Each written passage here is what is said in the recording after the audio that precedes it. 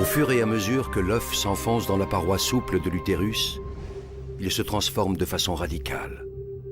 Il commence par élaborer des connexions avec son environnement. C'est le futur placenta, une plateforme d'échange permanent avec le corps de Barbara. Simultanément, au centre, un disque se dessine. L'œuf se transforme et devient l'embryon. Âgé de 14 jours, il n'a pas encore la taille d'une tête d'épingle. Quelques jours plus tard, l'embryon s'est considérablement épaissi. Il repose maintenant au centre de 2 poches remplies de liquide. Une incroyable cascade de transformation l'agite. Cela commence par la formation du système nerveux. Sur son dos, une gouttière se creuse, puis, comme un ourlet, elle se referme sur toute sa longueur et devient un tube. C'est la future moelle épinière. Et ces 2 bourrelets géants, ce sont les futurs hémisphères cérébraux. Pendant ce temps, l'embryon s'est enroulé sur lui-même. Un cœur rudimentaire prend lentement forme, des vaisseaux se dessinent. Le système circulatoire du sang s'ébauche. Au fur et à mesure de sa croissance, l'embryon ressemble d'abord étrangement à un poisson, puis un peu plus tard, à un batracien et enfin à un reptile. Tout cela est dans l'ordre des choses. L'embryon humain en formation passe par toutes les étapes de l'évolution des espèces. Il lui reste même encore une queue, qu'il perdra bientôt. En moins de 4 semaines, l'œuf est passé d'une seule à plusieurs millions de cellules parfaitement organisées entre elles. Car ce minuscule organisme est le génial architecte de sa propre construction.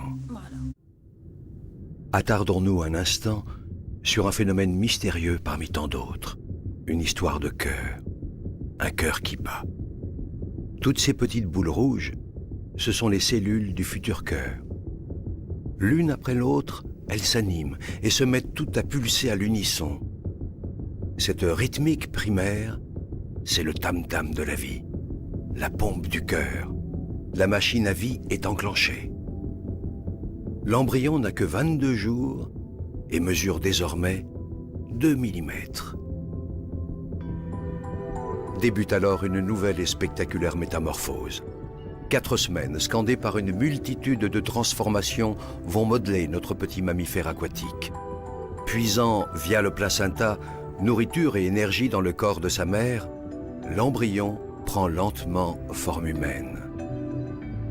La forme du visage s'esquisse et s'enrichit bientôt de 2 petits renflements sombres qui deviendront les yeux. Des yeux encore dépourvus de paupières, mais des yeux déjà.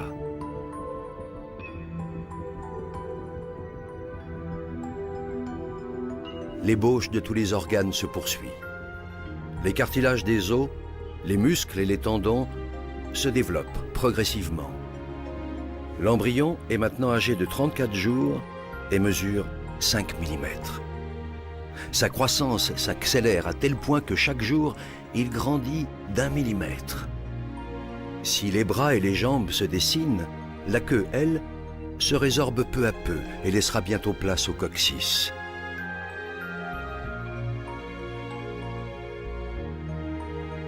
Les orifices de la bouche et des narines se sculptent. La nuque s'affine.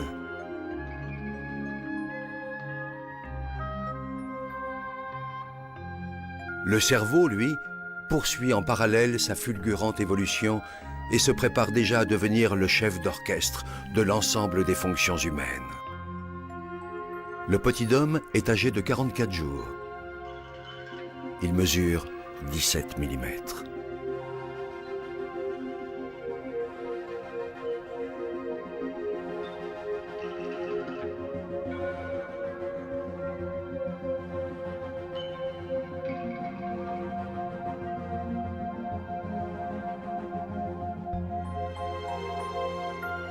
Ses yeux se bordent de fines paupières protectrices. Les os de son dos se solidifient, sa tête se redresse. Son cœur, ses vaisseaux sanguins essentiels et la plupart de ses organes ont trouvé leur place définitive et se mettent à fonctionner. À 60 jours, l'embryon, qu'on appelle désormais un fœtus, mesure 3 cm et ne pèse que 11 grammes. Barbara achève son 2e mois de grossesse et tout se passe à merveille. Son enfant dispose de 7 mois encore pour grandir dans la tiédeur de son ventre, dans un univers protégé. Est-ce un lointain écho du bonheur de ses parents? Jusqu'à là, quasiment inerte, voilà que le futur bébé de Barbara et de Manu commence à bouger. Ce ne sont encore que d'imperceptibles tressaillements, trop ténus pour que la mère en ait conscience. Pour comprendre ce qui se passe, essayons d'aller voir l'invisible. Pénétrons dans le cerveau de l'enfant à venir. Ici, à chaque minute qui passe, des neurones apparaissent par milliers. Simultanément, ces neurones se connectent les uns aux autres. Ingénieux agencement qui va permettre au fœtus de commander ses muscles et l'ensemble de ses organes. Les informations sont transmises sous forme de messages électriques et chimiques. C'est ainsi qu'à sa naissance, l'enfant de Barbara et Manu possédera plus de 100 milliards de neurones connectés les uns aux autres par 1 million de milliards de contacts. Même le réseau téléphonique ou informatique le plus sophistiqué du monde n'est rien en comparaison de cette formidable complexité du cerveau humain. Derrière cette fabuleuse machinerie, c'est le siège de l'esprit qui se développe lentement. Ici s'ancrera le goût du pain, de là jaillira le plaisir du verbe. Ici se déverseront les joies et les chagrins, et de là émergeront les rires ou la colère. Comme si l'écho de cette kyrielle de transformation résonnait en lui, le fœtus s'agite en tous sens. Mais Barbara, elle, ne sent encore rien. Les notes de musique traversent le liquide amniotique et viennent faire vibrer le tympan de la future petite fille. Les vibrations sont aussitôt transmises à 3 os minuscules, le marteau, l'enclume et l'étrier. Des ondes parviennent à la cochlée, petite structure osseuse en forme d'escargot qui les traduit en impulsions électriques directement transmises au cerveau. Et si les harmonies de Prokofiev éveillaient déjà chez elle une vocation de mélomane ou de danseuse?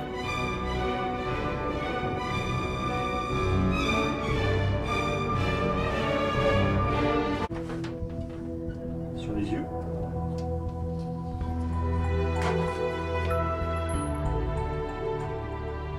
Jusque-là, Julia vivait dans l'obscurité, un peu comme dans une caverne.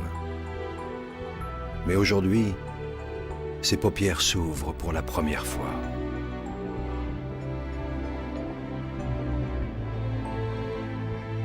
Alternance d'ombre et de lumière, le bébé se prépare en douceur au monde qui l'attend.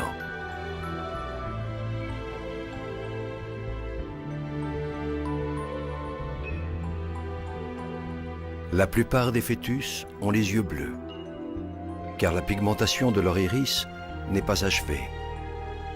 Julia n'échappe pas à la règle.